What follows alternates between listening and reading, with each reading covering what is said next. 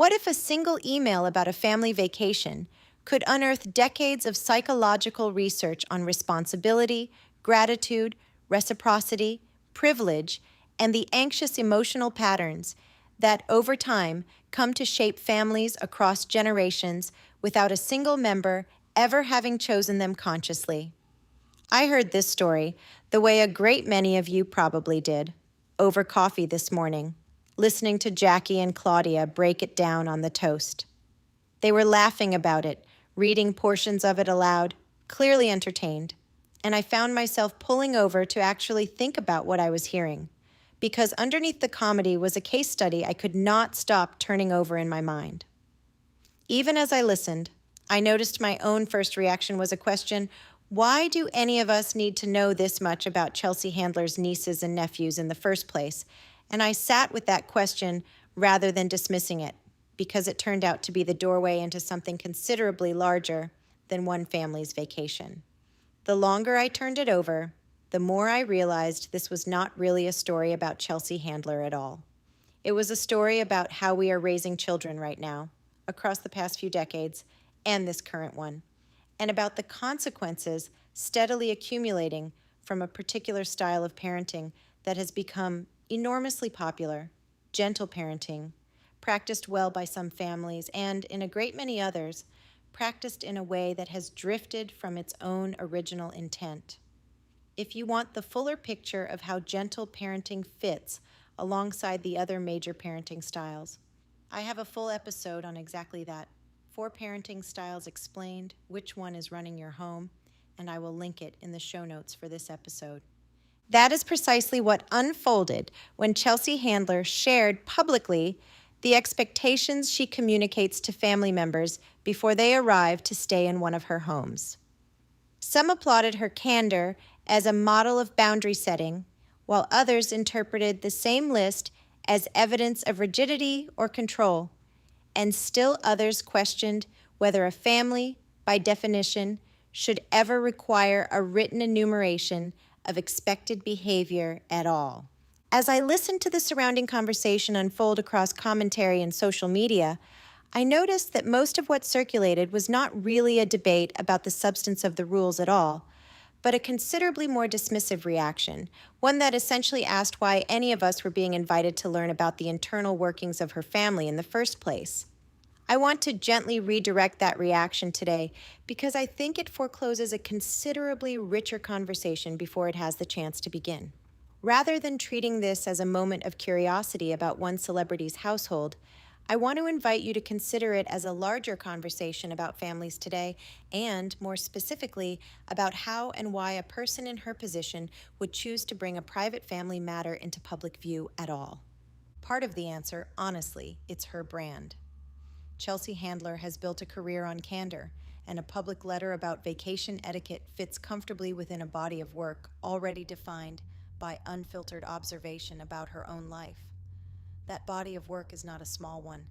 It began in 2005 with the memoir, My Horizontal Life, 2 years before she ever sat behind a late-night desk, and it continued to unfold alongside her television career rather than after it through Are You There Vodka, It's Me, Chelsea, Chelsea, Chelsea, Bang Bang, Lies That Chelsea Handler Told Me, Uganda, Be Kidding Me, Life Will Be the Death of Me, and most recently, I'll Have What She's Having in 2025.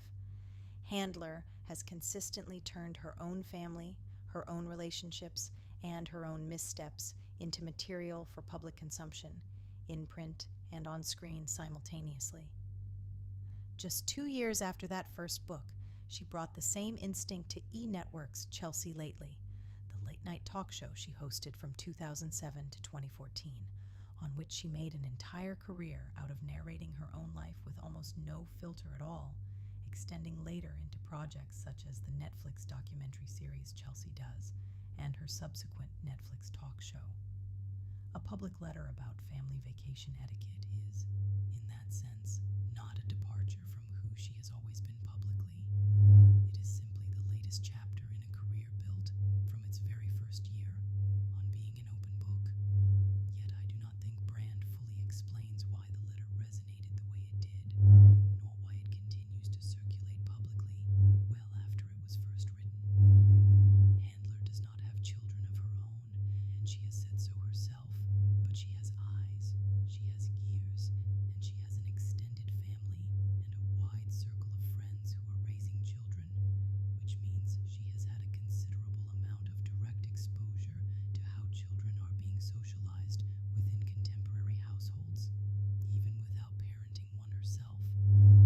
she appears to be naming in her own language and through her own experience is something a great many clinicians are also observing from inside the therapy room.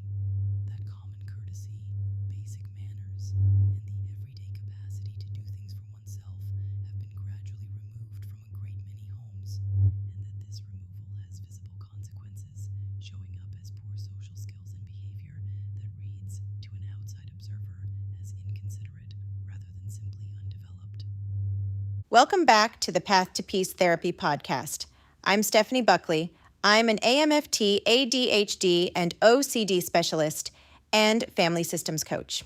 I specialize in ADHD, OCD, executive functioning challenges, emotional regulation, and the patterns that keep families stuck in the same arguments on a loop.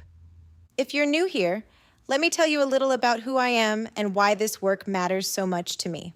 I'm also a mom and a wife. Our son, Taft Buckley, is a thriving 23-year-old young adult who is neurodivergent, living with ADHD and OCD, and he is a self-taught musician who plays by ear.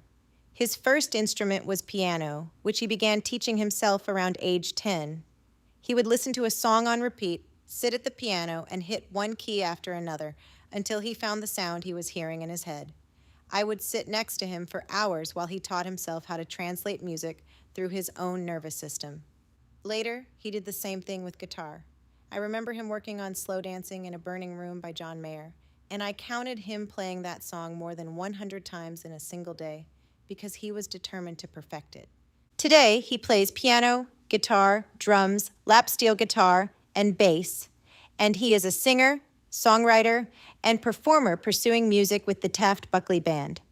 Before music became his primary path, Taft spent nearly a decade competing as an elite sailor at the national and international level. As a family, we traveled the world with his sailing career, including Palamos, Spain, Lake Garda, Italy, South Africa, Sri Lanka, and Belgium. At just 11 years old, he made his first U.S. sailing team in the Optimist class. Watching him move from elite sailing into music has given me a front row seat to neurodivergent development, performance psychology, resilience, motivation, and what can happen when a child's brain is supported rather than misunderstood. His song, Thanks for Stopping By, is on Spotify, with more music to come, and I would love for you to follow him and his bandmates. The Taft Buckley Band played Beach Life Festival in both 2025 and 2026. In 2025, Beach Life featured artists including Lenny Kravitz, Sublime, Alanis Morissette, Train, The Pretenders, Jackson Browne, The Beach Boys, and Marcus King. In 2026, the festival lineup included Duran Duran, The Offspring, James Taylor, The Chainsmokers, and Sheryl Crow. To share a festival stage alongside artists like these at 23 is a reflection of just how far a supported neurodivergent brain can go. I've also been with my husband for over 3 decades, and he too is neurodivergent, living with ADHD and OCD. ADHD and OCD have strong genetic components, and while my husband's and my son's ADHD and OCD present somewhat differently, they are also remarkably alike in many ways. My husband also plays by ear, which has helped me understand, on a very personal level, how neurodivergent brains can process sound, pattern, repetition, emotion, and creativity in extraordinary ways. I am the neurotypical parent and spouse in our family, and everything I bring to this podcast comes from both my clinical training and my lived experience inside a neurodivergent family system. This podcast exists at the intersection of clinical psychology and everyday life, and together we examine the science of human behavior, family relationships, neurodiversity, executive functioning, and emotional health through the combined lens of research, clinical practice, and decades spent observing how people grow, struggle, adapt, and ultimately heal. Whether you are a parent, an educator, a coach, a therapist, a healthcare professional, a spouse, or simply someone attempting to better understand yourself or the people you love. My hope is that every episode leaves you with practical, usable tools alongside a deeper understanding of why people behave the way they do. Today's episode exemplifies precisely why I created this podcast, because some of the most illuminating psychological lessons are not discovered in textbooks, but surface instead within the ordinary conversations that millions of people are already having. And our task as listeners and as clinicians is simply to pause long enough to recognize what those conversations reveal about the architecture of human behavior. Today, we will use Chelsea Handler's publicly discussed family vacation expectations as a case study, though I want to be clear at the outset that this is not an episode devoted to adjudicating whether Chelsea is right or wrong. It is instead an opportunity to examine the psychological construct of responsibility through the combined lenses of Bowen Family Systems theory, developmental psychology, executive functioning research, interpersonal neurobiology, social learning theory, and the gradual, often invisible formation of expectation that occurs within every family system, regardless of its particular configuration. By the conclusion of our conversation, my hope is not merely that you will think differently about one celebrity's email, but that you will begin asking substantially different questions about your own family, your own relationships, and the subtle cumulative patterns that either strengthen responsibility over time or, left unexamined, gradually erode it. One quick note before we get into it. There was simply too much here to fit into a single episode, so I have split this into Part A and Part B. Today, in Part A, we lay the entire clinical groundwork, Bowen Family Systems theory, reciprocity, overfunctioning, and underfunctioning, what Chelsea Handler actually asked for, entitlement, and learned helplessness. Part B picks up immediately after and takes everything we build today into the mother and child relationship, the father and child relationship, romantic partnership, friendship, and the closing reflection. Part B is out now as well, so if you finish this one and want to keep going, it is already waiting for you. I want to name something for those of you who also listen to Reality Case Studies, the companion series in which I use moments from reality television as a teaching mirror, because today's episode is not that. We are not analyzing a television show, and Chelsea Handler has not appeared on one for the purposes of this conversation. But since this episode borrows the same method, I want to tell you briefly where that method came from, because I think it matters for understanding why I am willing to use Chelsea Handler's letter the same way. The idea began in a session with a family that was genuinely struggling to follow me. I was trying to explain triangulation, one of the most consequential ideas in all of Bowen Family Systems theory, and one I have come to believe is among the most useful things a person can understand about their own life. The concept starts from an observation about anxiety, namely that anxiety between two people is difficult to hold. When tension rises inside a pair, that tension has nowhere to go, and it becomes almost unbearable to sit inside.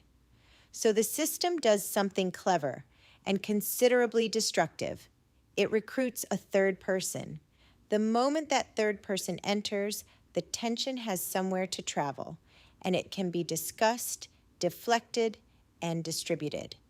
The original pair feels immediate relief, while the discomfort that belonged to them is now being carried, at least in part, by someone who never agreed to carry it.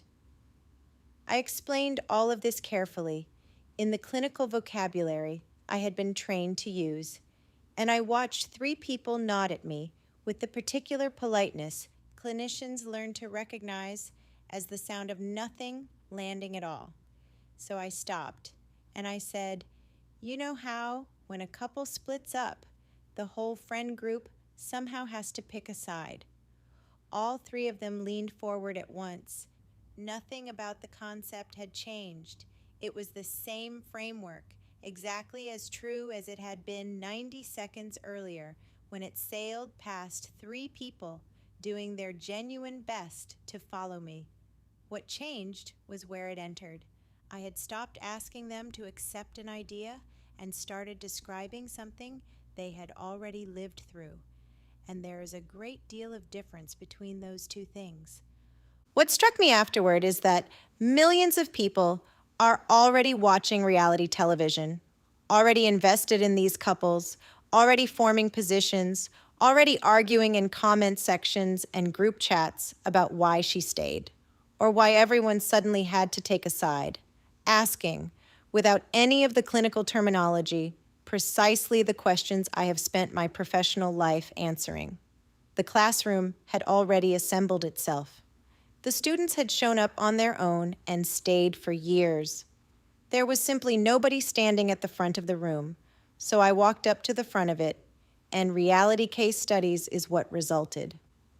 I created reality case studies specifically because reality television offers a peculiar kind of consent. Cast members sign on knowing their lives will be observed, edited, and discussed, which gives a clinician room to study the pattern without stepping on anyone's privacy. That same principle of consent extends to Chelsea Handler because she, too, is a public figure, one who has spent 2 decades choosing to make her own life the subject of books, television, and public commentary. It is worth remembering, for those following along, that this is precisely the same category of subject I have examined throughout reality case studies, from Amanda Batula and Kyle Cook of Summer House, who opened the series, through Kristen and Luke's postpartum story, MJ Javed and Tommy Fight, and most recently, Jesse Lally and Michelle Sanyai of The Valley. Each of those individuals, like Chelsea Handler, chose a public life, and each case study has been built from what they themselves put into the record, never from speculation about what happens beyond the camera or the page. Today's case is different in an important way, and it is actually a cleaner one, because Chelsea Handler is a public figure who put this material into the public record herself, twice, of her own choosing. She first told this story in her 2025 essay collection, and she brought it back into public conversation again as her family prepared to head off on vacation together in 2026. Nothing here is inferred, leaked, or pieced together from secondhand sources. We are simply taking a public figure at her own word and asking what her word reveals about the emotional life of families more broadly, hers and, quite possibly, yours. When you hear the word responsibility, what image arrives first in your mind? For many people, that image involves taking out the trash, paying bills, finishing homework, or remembering to empty the dishwasher. And while these are certainly behaviors associated with responsibility, they represent only the visible surface of a far more elaborate psychological process operating underneath. Responsibility, understood clinically, is considerably more than the completion of discrete tasks. It constitutes a developmental capacity, one that reflects the gradual integration of executive functioning, emotional maturity, empathy, perspective-taking, self-regulation, delayed gratification, and reciprocal participation within relationships. In psychological terms, responsibility is best understood not as a collection of isolated behaviors, but as an individual's evolving capacity to recognize that their choices reverberate outward, affecting both themselves and the broader emotional systems to which they belong. That distinction matters considerably because when we reduce responsibility to a checklist of chores, we lose sight of the developmental process that actually produces responsible adults. Before we examine Chelsea Handler's family vacation expectations more closely, I want to explain why this particular conversation immediately called Bowen Family Systems theory to mind, since regular listeners already know that this framework, alongside solution-focused therapy, executive functioning research, attachment science, and interpersonal neurobiology forms one of the primary theoretical scaffolds guiding my clinical work. Developed by the psychiatrist Dr. Murray Bowen, family systems theory represented a profound reorientation in how clinicians came to understand emotional functioning, because rather than locating behavior solely within the individual, Bowen proposed that human behavior is most accurately understood within the context of relationship, which is to say that people do not develop, struggle, adapt, or heal on their own. Instead, they exist within interconnected emotional systems in which every member's thoughts, feelings, and behaviors continually shape the functioning of everyone else. Imagine for a moment a pebble dropped into the center of a still pond. The pebble does not produce a single contained splash. Rather, it generates concentric ripples that travel steadily outward until they reach the pond's every edge. Families operate according to a strikingly similar logic because a shift in one person's behavior rarely remains confined to that individual alone. Instead, it alters the emotional climate of the entire system, often in ways that are subtle, cumulative, and remarkably difficult to perceive from within the system itself. This is one of the reasons I have come to value Bowen's contribution so deeply, because it invites us to move beyond the reflexive assignment of blame. Rather than asking, "Who is the problem?" Bowen encouraged clinicians and families alike to ask a considerably more useful question: what pattern has developed within this emotional system, and how is every member participating, whether consciously or not, in either maintaining or transforming that pattern? That reframing on its own changes the entire conversation because it redirects our attention away from fault and toward function. When most people hear the word responsibility, they picture individual behavior. Did you remember your homework? Did you pay your rent? Did you arrive on time? Those are certainly behavioral expressions of responsibility, yet from a family systems perspective, they represent downstream outcomes of something considerably larger and more foundational. Responsibility develops within relationship. It emerges gradually through thousands of accumulated interactions in which children observe, imitate, practice, receive feedback, experience natural consequences, recover from mistakes, and slowly internalize the belief that their actions genuinely matter. Developmental psychologists often describe this process as the cultivation of self-efficacy, a construct introduced by the psychologist Albert Bandura, referring to an individual's belief in their own capacity to organize and execute the behaviors necessary to accomplish a task or navigate a challenge. Children do not develop self-efficacy because they are repeatedly told they are capable. Rather, they develop it because they accumulate lived experience, demonstrating that they can tolerate frustration, solve problems, and recover when circumstances fail to unfold as planned. Responsibility, then, is not merely compliance. It represents the integration of competence, confidence, accountability, and reciprocal awareness, and it reflects an individual's growing understanding that their actions influence not only their own life, but also the emotional and practical functioning of everyone around them. One psychological construct that receives considerably less attention than it deserves is reciprocity, which refers to the mutual exchange of effort, care, responsibility, and consideration that circulates within relationships. Healthy families are not defined by perfect equality on any given day. Rather, they are characterized by a shared expectation that everyone contributes in ways that are developmentally appropriate, emotionally meaningful, and responsive to changing circumstance. Notice that I specified developmentally appropriate because we would never expect a 6-year-old to contribute in the same manner as a 16-year-old, nor would we expect a healthy 30-year-old to contribute in the same manner as an 85-year-old grandparent recovering from surgery.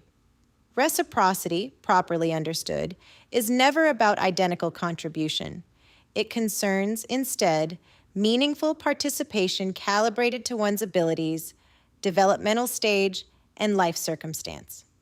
When reciprocity begins to erode, anxiety frequently rises within the family system because one individual gradually assumes more planning, more remembering, more organizing, more emotional labor, more financial responsibility, more logistical management, and more decision-making than the system's other members. At first, this shift often appears generous, even loving. In time, it becomes expected.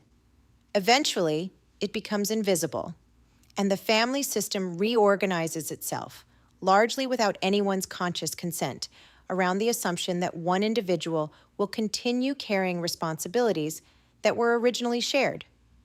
Social psychology offers a more formal name for the distress that follows this kind of erosion, and it is worth introducing here because it sharpens what we mean by reciprocity considerably.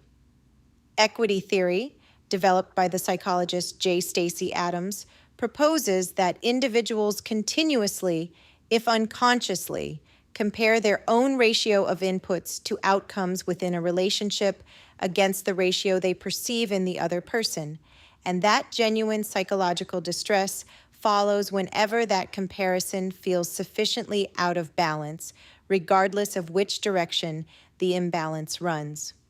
What makes equity theory clinically useful is that it explains why the over-functioning member of a family often feels resentment long before anyone else in the system notices anything has changed, because the perception of imbalance forms internally, silently accumulating, well before it is ever spoken aloud or reflected in any outward conflict. It also explains why the underfunctioning member is frequently blindsided when that resentment finally surfaces, since from their own vantage point, nothing about the relationship ever appeared to change.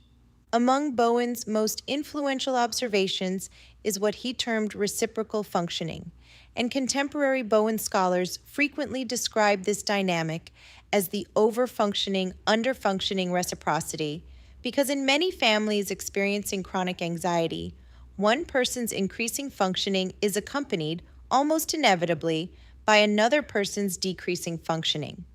Overfunctioning refers to the consistent assumption of responsibility that exceeds what is necessary or developmentally appropriate.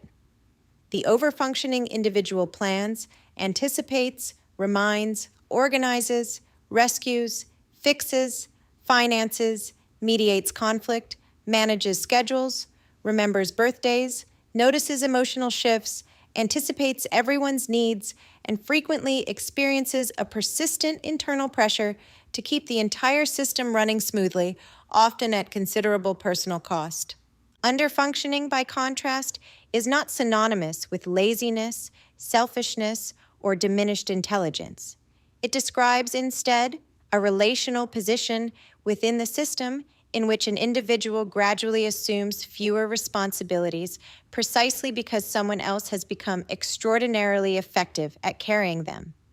This pattern is rarely established through intention. Rather, it emerges incrementally through repeated interactions in which one person's increased effort inadvertently narrows another person's opportunities to develop competence of their own. A second related mechanism from social psychology helps explain why the other members of an overfunctioning family so rarely step forward on their own, and it is worth naming alongside Bowen's framework rather than in its place. Diffusion of responsibility, first documented by the psychologists Bibb Latané and John Darley in their research on bystander behavior, describes the well-established finding that an individual's felt obligation to act decreases as the number of other people present who could plausibly act also increases. Families are rarely large in the way a crowded room is large, yet the same logic operates whenever one member reliably and visibly handles a given responsibility, because that visible competence functions, for everyone else, much like the presence of other bystanders. The task appears to already be covered, so the felt urgency to contribute steadily recedes, not out of indifference, but out of a genuine, if largely unconscious, recalculation of whether one's own action is actually needed. That distinction is essential, particularly for families raising children with ADHD, because executive functioning differences are genuinely real, and ADHD affects working memory, inhibitory control, sustained attention, cognitive flexibility, task initiation, and future-oriented planning in ways that often require scaffolding, accommodation, and external support. Even so, Bowen's framework reminds us to hold a second question alongside the neurodevelopmental one. How do we provide support without inadvertently assuming responsibilities that our child is genuinely capable of learning to manage over time? The objective is neither abandonment nor rescue. The objective always is development. Now let us return to Chelsea Handler's family vacation expectations, because most media coverage focused exclusively on whether the rules themselves were reasonable, while, as a family systems therapist, I found myself drawn toward an entirely different set of questions.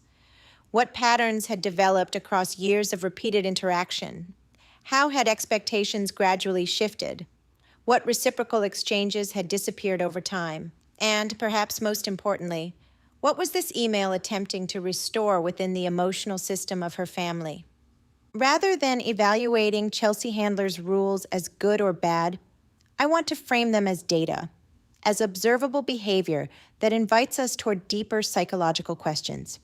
Because the full email is not publicly available in its entirety, we will confine our analysis to the expectations she has discussed publicly, examining how those expectations function within a family system rather than attempting to analyze the document line by line. As I reflected further on Chelsea Handler's story, one practical takeaway emerged that extends considerably beyond her particular family. Before every family vacation, whether you are traveling with your immediate household or gathering with grandparents, cousins, aunts, uncles, and close family friends, it is worth taking the time to discuss expectations before anyone so much as packs a suitcase. One of the most persistent sources of family conflict is not that people intentionally behave poorly, but rather that everyone arrives carrying different, unspoken assumptions about what is expected, assumptions that have never once been articulated aloud. One family may believe that vacation means complete relaxation, while another may believe that everyone contributes, since preparing meals, cleaning up after 20 people, grocery shopping, loading the dishwasher, entertaining young children, and organizing daily activities genuinely requires collective participation. Neither approach is inherently correct or incorrect. Difficulty arises specifically when family members operate from entirely different expectations while assuming, incorrectly, that everyone shares the same understanding. This matters considerably for parents because a family vacation should never be the first occasion on which a child encounters what responsibility looks like. Those expectations ought to already be woven into the fabric of everyday family life. Children who routinely clear their dishes, help prepare meals, make their beds, pack their own belongings, carry in groceries, assist younger siblings when appropriate, express gratitude, and contribute according to their developmental capacity are simply transferring skills they already possess into a different setting. A vacation changes the scenery, but it should not fundamentally alter the family's underlying expectations. Another consideration worth holding is that even siblings raised within the very same household often parent quite differently, a well-established finding within family psychology, because shared genetics and a shared childhood home do not, in fact, produce identical parenting styles.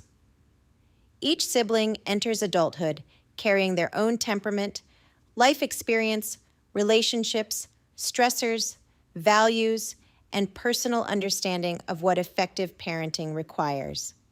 One sibling may gravitate naturally toward a more structured approach, another toward greater flexibility, and another toward some blend between the two. and neither approach is automatically superior simply by virtue of being different. This is precisely why comparison within extended families becomes so emotionally charged, because grandparents notice differences, aunts and uncles notice differences, cousins notice differences, and siblings notice differences.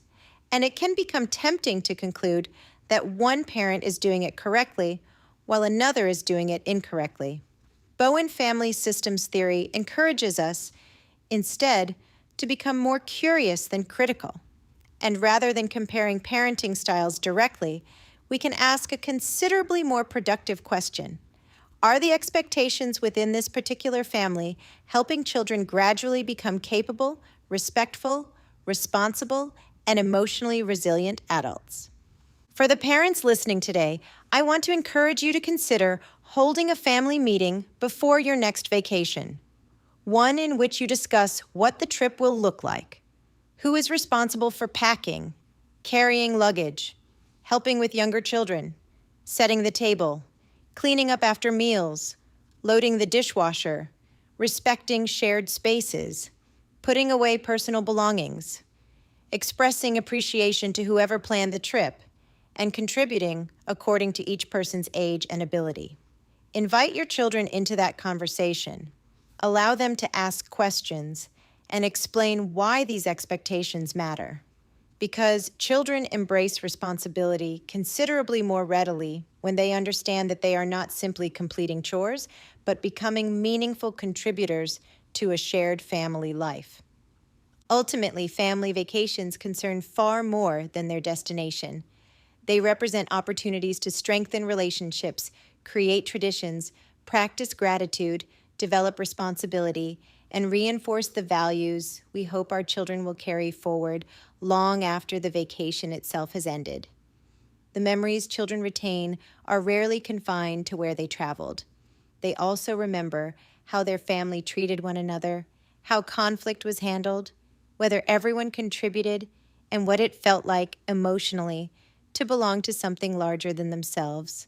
That, perhaps more than any other single insight, is the lesson I hope families take from this conversation.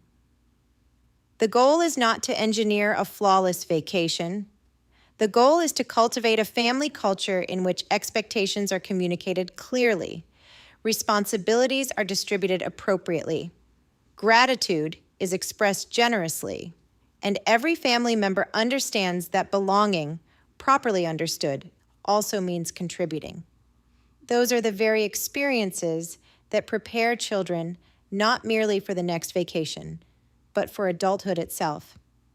One reason this conversation stayed with me long after I first encountered Chelsea Handler's remarks about her family's vacation expectations is that I witness versions of this same emotional process within my own therapy office nearly every week. Parents often arrive exhausted, confused, frightened, and genuinely uncertain how their family reached its current point.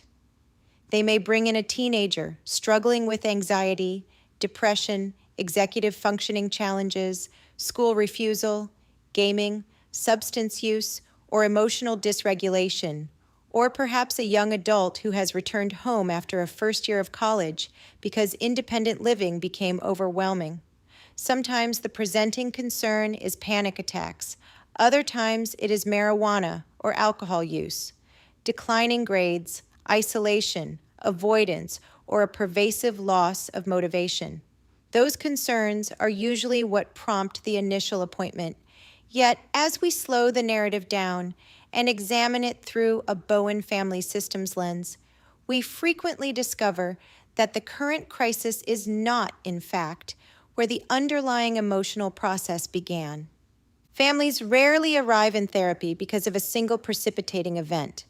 More often, they arrive after years of small interactions, repeated accommodations, inconsistent expectations, blurred boundaries, well-intentioned attempts to reduce a child's distress, and countless decisions made, each one from a place of genuine love.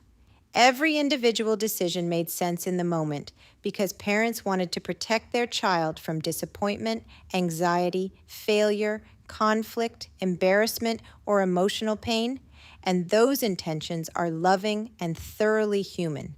Yet across time, the family system can gradually reorganize itself around the reduction of immediate discomfort rather than the steady cultivation of the emotional resilience, executive functioning, frustration tolerance, accountability, and confidence that long-term independence ultimately requires. Among the conversations I have with parents most frequently is the conversation about boundaries, a term often misunderstood as punishment, rejection, or excessive strictness, when, in clinical reality, healthy boundaries communicate something entirely different. They say, in effect, I love you enough to believe you are capable of doing hard things. They provide structure, predictability, consistency, and genuine opportunity for growth. And children and adolescents generally feel safer precisely when expectations are clear, follow through is consistent, and responsibilities expand alongside developmental capacity. They may not appreciate those expectations in the moment, yet predictability reduces anxiety because everyone understands at a fundamental level what is expected and what will happen next. Bowen Family Systems. Theory reminds us that anxiety intensifies when family roles remain unclear and when parents oscillate between rescuing, accommodating, overfunctioning, and withdrawing before eventually becoming frustrated. Often after months or years of carrying an outsized emotional and practical load, children receive genuinely mixed messages about responsibility, and that inconsistency itself becomes woven into the emotional system. As I considered Chelsea Handler's story further, another thought occurred to me. Chelsea is not the parent within this particular dynamic. She is an aunt and a sibling, and yet extended family members frequently become part of the emotional process, whether or not they intend to. Every family includes people who are more comfortable addressing tension directly, and others who instinctively avoid it. Some communicate through humor, others become sarcastic. Some tolerate frustration until they reach a genuine breaking point, and still others say nothing at all in an effort to preserve harmony. Chelsea has built a remarkably successful career on comedy, storytelling, and candid observation regarding her own family. And throughout her public life, she has discussed pushing boundaries, experimenting with drugs and alcohol, and learning primarily through her own lived experience, while also acknowledging that she has never married and has not raised children of her own. Those life experiences produce a genuinely distinctive perspective, yet they also introduce complexity when interacting with siblings who are actively engaged in parenting. And this raises a compelling family systems question. How do extended family members voice concern about children's behavior without inadvertently stepping into a parenting role that properly belongs to someone else? That question is by no means unique to Chelsea's family. Grandparents, aunts, uncles, godparents, coaches, teachers, and close family friends navigate this exact tension every day. There is a second Bowen concept worth introducing here, one we have not yet named directly, even though it has been operating beneath several of the patterns already discussed. Bowen described the triangle as the smallest stable unit of any emotional system, proposing that whenever tension between two people becomes too intense to hold directly, one or both parties will instinctively pull in a third person, or a third issue, in order to diffuse and stabilize that tension.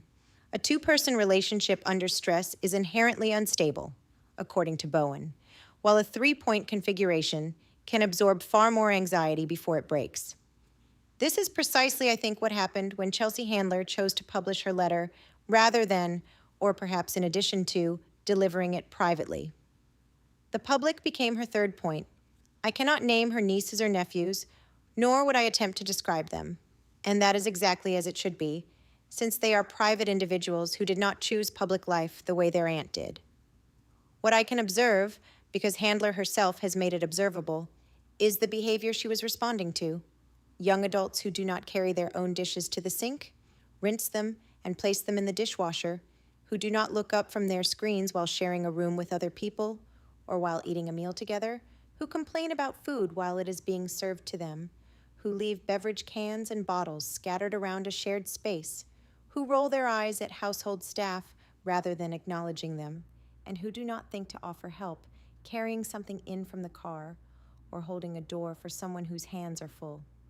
Publishing the letter, rather than confining the conversation to her own dinner table, allowed the tension between Chelsea and her family to move outward into a triangle with an audience of millions, which is a strategy that can genuinely relieve pressure within the original two-person relationship, though it does not, on its own, resolve what produced the tension in the first place. From a Bowen perspective, the most interesting element of Chelsea's story may not be the email itself, but rather the possibility that the email became necessary precisely because expectations had never been clearly communicated before. Healthy family systems rarely depend on dramatic correction because responsibility is cultivated gradually through consistent conversation, predictable expectation, and steady follow-through sustained across many years. When expectations remain unspoken for too long, frustration tends to accumulate beneath the surface until it eventually surfaces in a considerably larger form than anyone anticipated, which is precisely why I encourage families to communicate early, respectfully, and directly, since a thoughtful conversation at the outset of a vacation is almost always easier to navigate than the repair of hurt feelings after resentment has already accumulated. Whether I am working with parents of young children, teenagers preparing for college, young adults returning home, married couples, or extended families, the underlying principle remains remarkably consistent. Warmth and accountability are not competing values, and compassion and expectation can, in fact, coexist. The goal is never simply to raise compliant children. The goal is to help young people gradually become adults who notice what needs to be done, contribute without repeated reminder, express genuine gratitude, communicate respectfully, repair relationships when mistakes occur, and develop the confidence that arises from knowing they are capable of carrying meaningful responsibility within the emotional systems they will one day help lead. When Chelsea Handler shared the expectations she communicates to family members before they stay in one of her homes, public opinion polarized almost immediately. Some applauded her boundaries, others perceived the expectations as rigid or transactional, and many debated whether families should ever require an email outlining expected behavior in advance of a vacation. Those reactions are entirely understandable because our first instinct is often to evaluate behavior at face value, asking whether the rules are reasonable, whether we personally agree with them, and whether we might have handled the situation differently ourselves. As a Bowen Family Systems therapist, I find myself drawn toward a different set of questions entirely. What emotional process developed over time that made these expectations necessary? What reciprocal patterns shifted? What assumptions became normalized? And what does this situation reveal about the underlying psychology of responsibility within families? Before we move into that analysis, it is worth being specific about what Handler actually asked for, because the particulars matter considerably more than the caricature that circulated online. Some helpful scale first. Handler is one of 6 siblings, and the gatherings in question are not small, since they typically fold together her 5 siblings' children, an extended group of nieces and nephews she affectionately addresses in her letter as her nuggets, across a rotating set of properties that include her home in Los Angeles, a home in Mallorca, and a vineyard property. So the vacations she is describing are less a weekend away than a recurring, multi-generational, multi-property undertaking that she is largely the one funding and organizing. By her own account, she wrote the letter after one such vacation left her feeling embarrassed and taken advantage of by what she described as a genuine shortfall of manners among her relatives, and what followed was less a set of arbitrary demands than a fairly ordinary list of household courtesies, opened notably with reassurance rather than reprimand. Before naming a single expectation, she told her nieces and nephews that her love for them was unconditional and could not be forfeited by anything they did, and she named the dysfunction of family life directly, offering the plainly stated observation that families are dysfunctional and that this is simply what families are. The hosts of the podcast, The Toast, picked up on that same tension when they read portions of the letter aloud for their audience, treating the tone itself, warmth paired immediately with accountability, as worth examining almost as closely as the rules themselves. Only after that reassurance did Handler turn to the specifics. She asked that guests greet and acknowledge every person in the house, whether family, a stranger, or someone cleaning a room, and that they extend the same basic recognition to household staff that they would extend to any family member.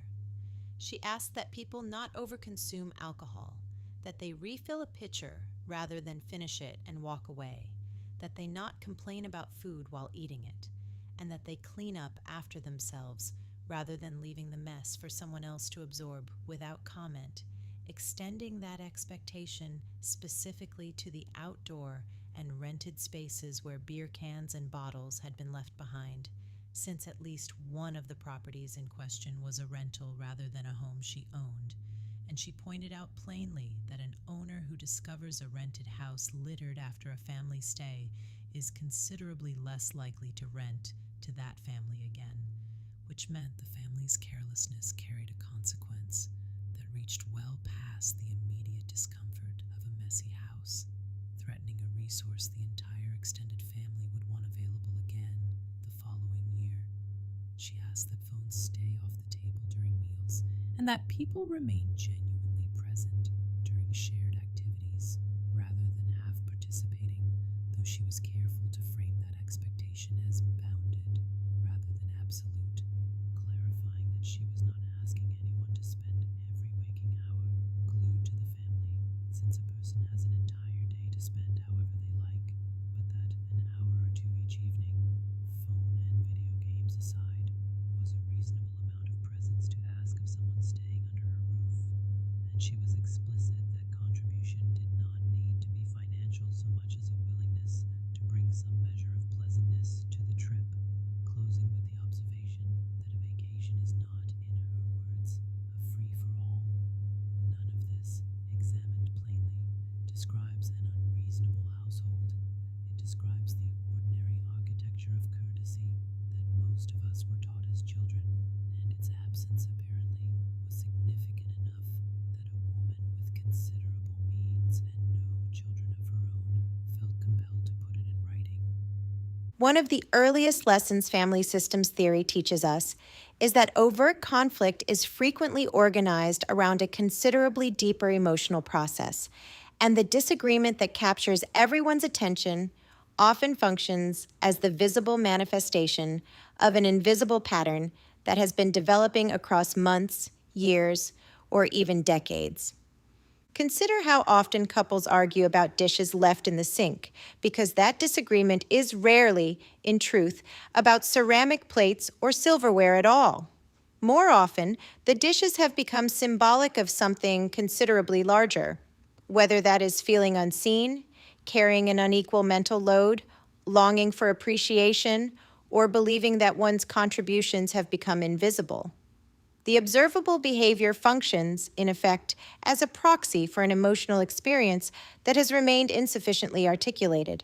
The same principle applies here, because Chelsea Handler's publicly described expectations regarding cleaning up after oneself, acknowledging household staff, participating in family activities, expressing gratitude, replacing what has been consumed, and contributing positively to the emotional atmosphere of the vacation are unlikely to have emerged spontaneously.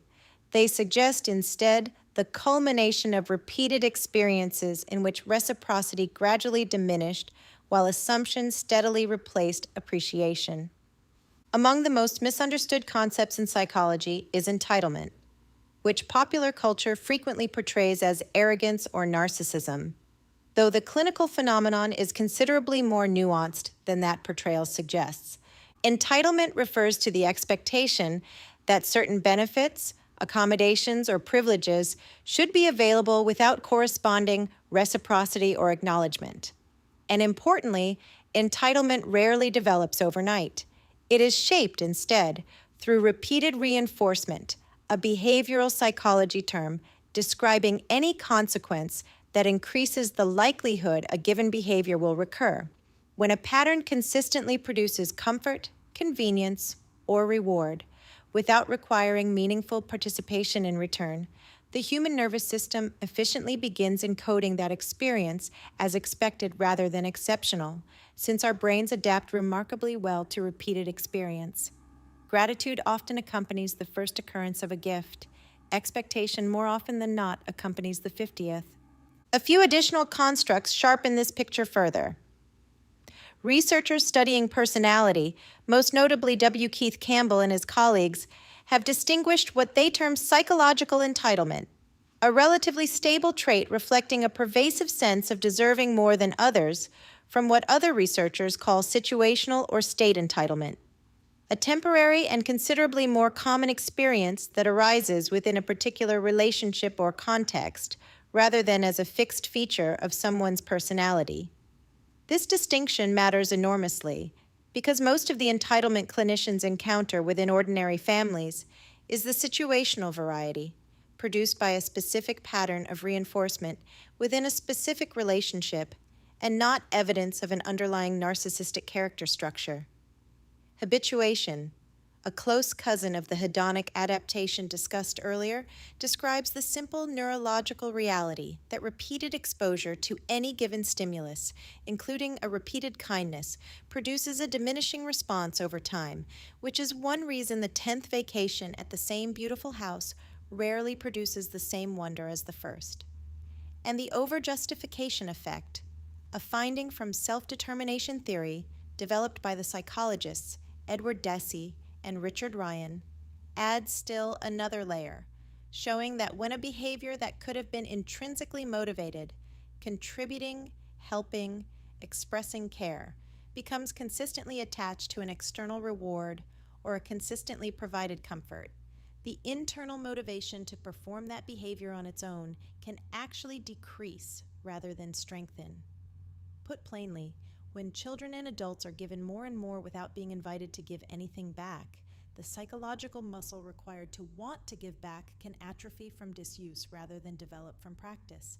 Chelsea Handler's situation, precisely because of her wealth and success, gives us an extreme version of this pattern, one large enough to be visible from a distance and dramatic enough to make headlines.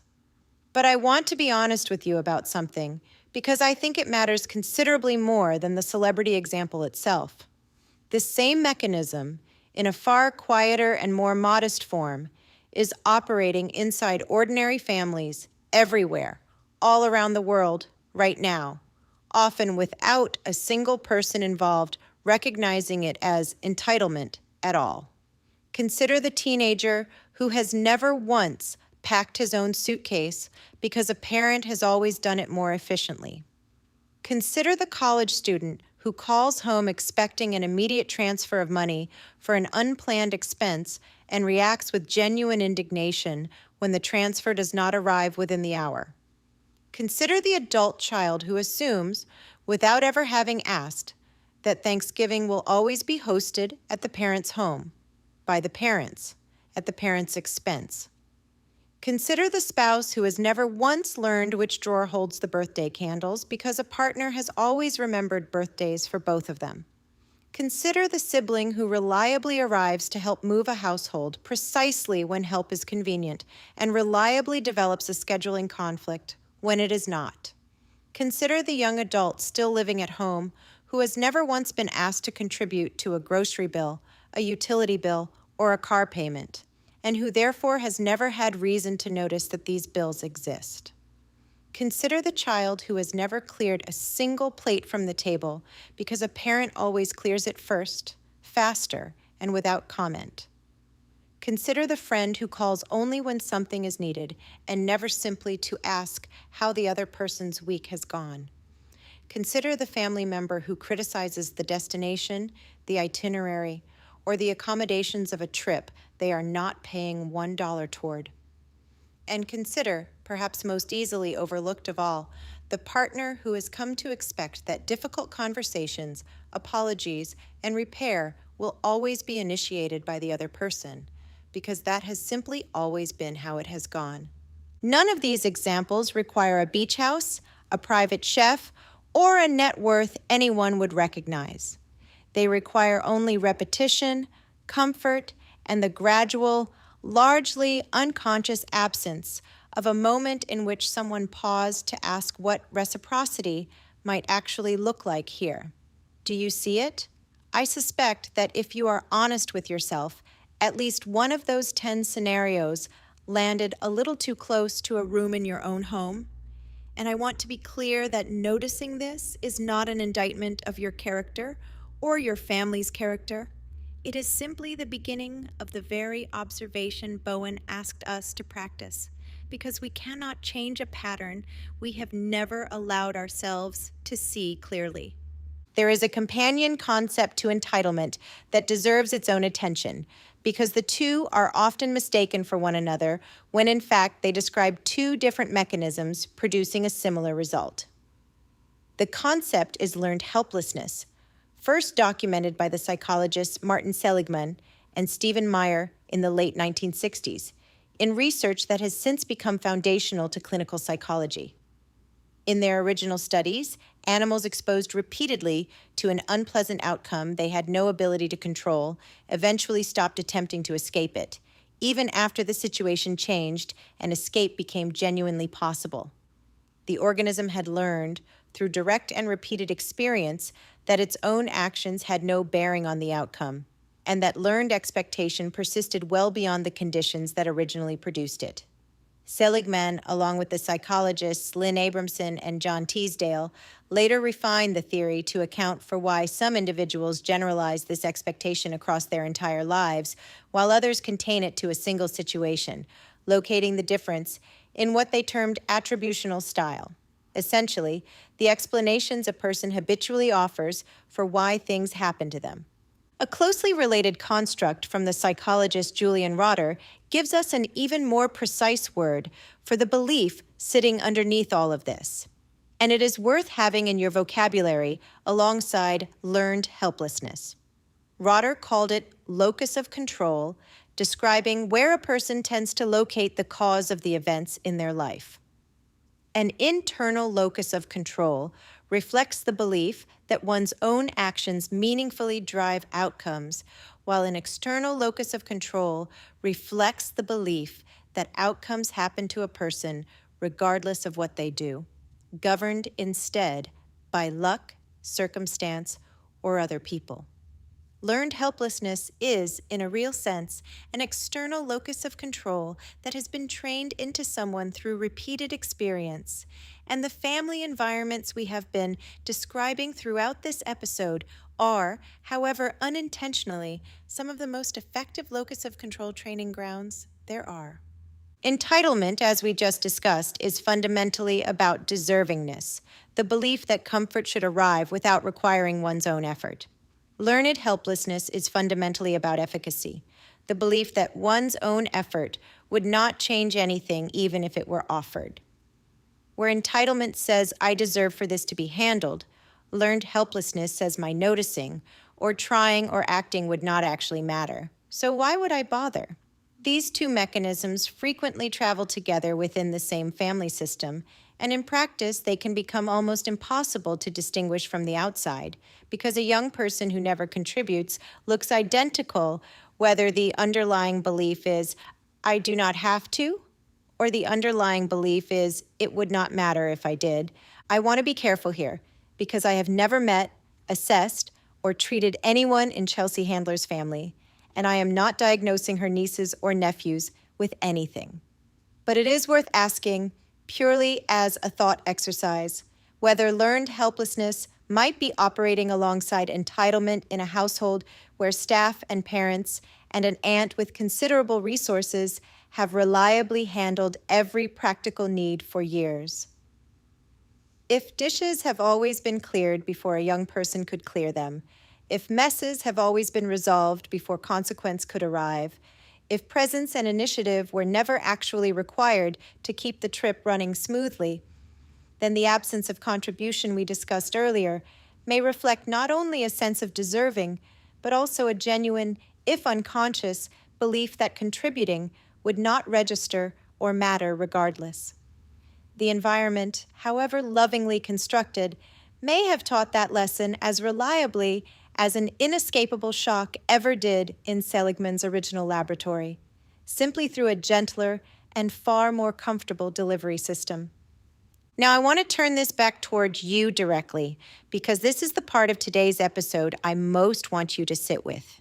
If you are a parent who has spent years anticipating every need, smoothing every obstacle, and stepping in before your child could fail, struggle, or even fully attempt something difficult, I want you to consider the possibility that you have been teaching learned helplessness inside your own family system, using exactly the same loving mechanisms Chelsea Handler's family may have used inside hers. Every time a difficulty was resolved before your child could engage with it, your child received a small piece of data suggesting that engagement was unnecessary. Repeated across years, that data accumulates into a belief, largely outside conscious awareness, that effort does not meaningfully change outcomes, that someone else will handle it, that trying is optional because the result will arrive regardless. This is precisely how a house full of love can steadily produce a young adult who does not initiate, does not notice, and does not persist, not because they are lazy or entitled in the way our culture likes to describe it, but because their own environment spent years teaching them through direct and repeated experience that their effort was not actually load-bearing. Here is why this matters considerably more than a single family vacation. The outside world, unlike the home you built, was never going to operate on the same terms. A coach will not wait indefinitely for a player to find internal motivation. A college professor will not extend a deadline because no one reminded the student it existed. An employer will not continue offering a paycheck to someone who cannot initiate a task without supervision.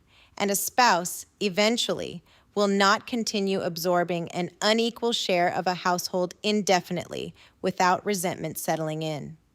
The wider world holds a standard of excellence, of initiative, of follow-through that many of our homes have inadvertently stopped requiring, and the gap between what we tacitly expect at home and what the world will demand outside it is precisely where so many of the young adults I described earlier, the ones in their 20s who cannot seem to begin anything, become stranded. They are not incapable. They were simply never asked to practice capability in an environment that would have let them fail safely and try again before being handed, without warning, to a world that offers no such accommodation. If today's episode leaves you with only one uncomfortable question, let it be this one. Where, in the name of love, have you been steadily removing the very friction your child will eventually need the outside world's higher expectations to have already taught them how to withstand? I do not want to leave you with only the diagnosis, because a family system, once it can see itself clearly, is also a system that can change. The psychologist Carol Dweck's research on mindset offers the constructive counterpart to everything we just discussed.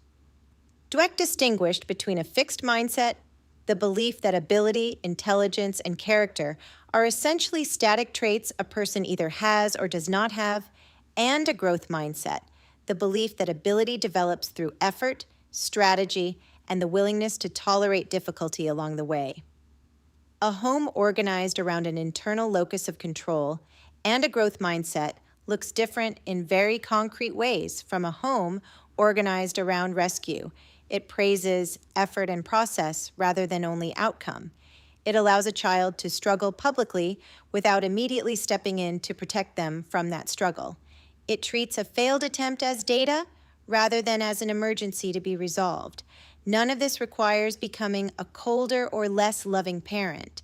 It requires becoming a parent willing to sit beside discomfort rather than remove it, which is, when you strip away the terminology, simply another way of teaching a child that their own effort is load-bearing after all.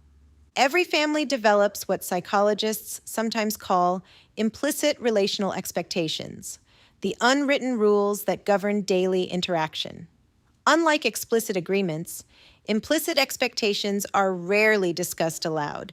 They are inferred instead through observation, repetition, and accumulated emotional experience. Once these schemas become established, they frequently operate outside conscious awareness altogether because family members are not necessarily choosing to become less reciprocal. Rather, the family system has normalized a distribution of responsibility that no longer feels remarkable, simply because it has become familiar. Among the more complex realities encountered within family systems work is that generosity, when sustained over long periods without reciprocal dialogue, can gradually transform into expectation. Initially, extraordinary acts of kindness register as gifts. With sufficient repetition, those same acts become incorporated into the family's baseline assumptions regarding how the relationship functions. Psychologically, this reflects the process of hedonic adaptation, since human beings possess a remarkable capacity to acclimate to positive experience. What initially evokes gratitude gradually becomes incorporated into ordinary life, so that the vacation home that once inspired excitement eventually feels merely familiar. The family member who always hosts becomes simply the one who hosts, and the individual who consistently pays becomes simply the one who pays, while the emotional significance of the original contribution steadily fades into the background. This reflects predictable cognitive and emotional adaptation rather than any particular failure of character. And the more important clinical question is whether the family periodically revisits these patterns through open communication before resentment has an opportunity to accumulate. It is worth sitting with the particular version of this pattern that Chelsea Handler's situation represents, because it carries a wrinkle that many families never have to negotiate. Handler genuinely wants to vacation alongside her family, and she genuinely wants to enjoy the home she has worked to acquire.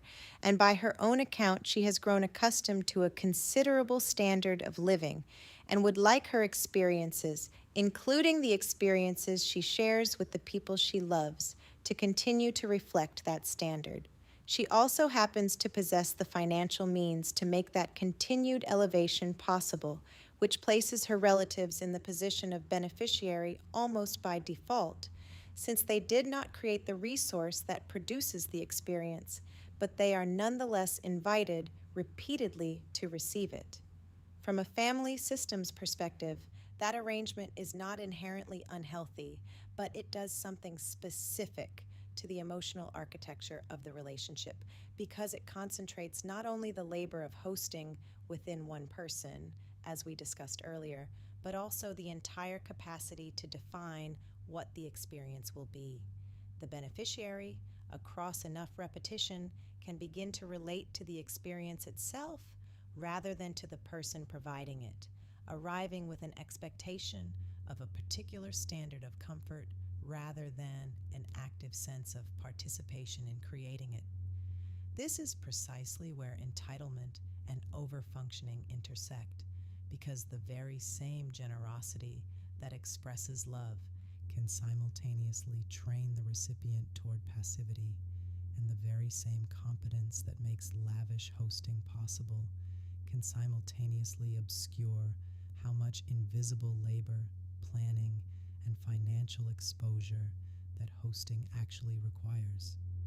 The psychologically healthy version of this arrangement is not one in which the provider stops providing, nor one in which gratitude is performed on command, but one in which both parties periodically make the invisible visible, naming aloud what is actually being given, what it costs the giver in time and money and coordination, and what the receiver might offer in return that has nothing to do with money at all, whether that is genuine presence, consideration, follow through on the stated expectations, or simply the willingness to notice. I want to ask you listening today to locate yourself honestly within this dynamic, because the answer will determine where your work actually needs to happen. Are you the family member who pays for the experience, who books the house, who funds the trip, who has, whether through career success, inheritance, or simple financial position, become the one whose resources make the gathering possible? Or are you the family member who receives it, who arrives at what someone else built, plans, and paid for? Each position carries its own particular work, and neither is inherently the healthier one to occupy. If you are the provider, your task is to resist the quiet assumption that generosity alone will produce gratitude, and to say out loud, plainly, and without guilt, what the experience actually costs you in money, time, coordination, and emotional labor, while also creating explicit, low-cost ways for others to contribute that have nothing to do with matching your resources, whether that is planning one activity, handling one meal, or simply being fully present rather than distracted throughout. If you are the beneficiary, your task is to resist the equally quiet drift toward treating the experience as owed to you, and to actively look for what you can offer that does not require money at all, noticing what needs doing before you are asked, thanking the person specifically rather than generically, and treating every stay as an invitation you are actively participating in rather than a service you are simply consuming. Neither role requires the other person to change first. That is, in the end, the entire point of differentiation of self. You can examine your own position within this pattern and begin adjusting your own behavior within it, regardless of what anyone else in the family decides to do. As you listen today, I want to invite you to become a curious observer of your own family's emotional system. Who consistently carries the invisible mental load within your family? Who remembers birthdays, doctor's appointments, school forms, travel arrangements, groceries, medications, holiday planning, and household maintenance? Who notices when supplies are running low before anyone else has registered the need? Who absorbs inconvenience without complaint so that everyone else's experience remains comfortable? And perhaps the most important question of all, has that pattern become so familiar that the effort itself has become invisible? Bowen often emphasized that meaningful change begins with observation, because we cannot alter a pattern we have never learned to see. As I listened to this discussion, I found myself thinking considerably less about vacation etiquette and considerably more about developmental psychology, because families are the first classrooms in which children learn what it means to contribute, to notice the needs of others, to repair relationship, and to recognize that every emotional system functions most effectively when responsibility is distributed rather than concentrated silently in the hands of one individual. That realization brings us to a considerably larger question, one that extends well beyond Chelsea Handler's family and reaches into every home, every marriage, every friendship, and every workplace. How do individuals actually learn responsibility? This is the end of Part A of this episode. In Part B, we continue directly into how responsibility is actually learned developmentally and neurologically. And we go through the mother and child relationship, the father and child relationship, romantic partnership, friendship, learned helplessness, and the closing reflection. So keep listening there. I want to ask you, listening today, to locate yourself honestly within this dynamic, because the answer will determine where your work actually needs to happen. Are you the family member who pays for the experience, who books the house, who funds the trip, who has, whether through career success, inheritance, or simple financial position, become the one whose resources make the gathering possible? Or are you the family member who receives it, who arrives at what someone else built, plans, and paid for? Each position carries its own particular work, and neither is inherently the healthier one to occupy. If you are the provider, your task is to resist the quiet assumption that generosity alone will produce gratitude, and to say out loud, plainly and without guilt, what the experience actually costs you in money, time, coordination, and emotional labor, while also creating explicit, low-cost ways for others to contribute that have nothing to do with matching your resources, whether that is planning one activity, handling one meal, or simply being fully present rather than distracted throughout. If you are the beneficiary, your task is to resist the equally quiet drift toward treating the experience as owed to you, and to actively look for what you can offer that does not require money at all, noticing what needs doing before you are asked, thanking the person specifically rather than generically, and treating every stay as an invitation you are actively participating in rather than a service you are simply consuming. Neither role requires the other person to change first. That is, in the end, the entire point of differentiation of self. You can examine your own position within this pattern and begin adjusting your own behavior within it, regardless of what anyone else in the family decides to do. As you listen today, I want to invite you to become a curious observer of your own family's emotional system. Who consistently carries the invisible mental load within your family? Who remembers birthdays, doctor's appointments, school forms, travel arrangements, groceries, medications, holiday planning, and household maintenance? Who notices when supplies are running low before anyone else has registered the need? Who absorbs inconvenience without complaint so that everyone else's experience remains comfortable? And perhaps the most important question of all, has that pattern become so familiar that the effort itself has become invisible? Bowen often emphasized that meaningful change begins with observation because we cannot alter a pattern we have never learned to see. As I listened to this discussion, I found myself thinking considerably less about vacation etiquette and considerably more about developmental psychology, because families are the first classrooms in which children learn what it means to contribute, to notice the needs of others, to repair relationship, and to recognize that every emotional system functions most effectively when responsibility is distributed rather than concentrated silently in the hands of one individual.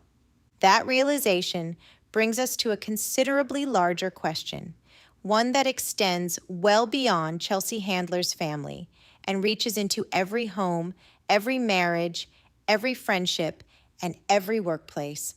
How do individuals actually learn responsibility? Before we close today, I want to leave you with something to actually sit with, rather than just information to file away. Between now and the next time you listen, I want you to notice one thing, and only one thing. Notice who in your own family consistently carries the mental load without being asked, and notice whether you have ever actually said thank you for that out loud, specifically, rather than assuming it is understood. That is it. That is the whole assignment. Awareness is where every change we have talked about today actually begins, and you cannot skip that step no matter how much you already understand the theory behind it. That question is also exactly where Part B picks up. We are going to take everything we built today, Bowen Family Systems theory, reciprocity, overfunctioning and underfunctioning, entitlement, and learned helplessness, and carry it directly into how responsibility actually gets learned developmentally and neurologically through the mother and child relationship, the father and child relationship, romantic partnership, and friendship, closing with what I believe is the most hopeful idea in all of Bowen's work, Part B is already out, so if today's conversation stayed with you, it is waiting for you right now. Thank you for spending this time with me today. It remains a genuine privilege to join you in these conversations and to explore the psychology that shapes our everyday lives.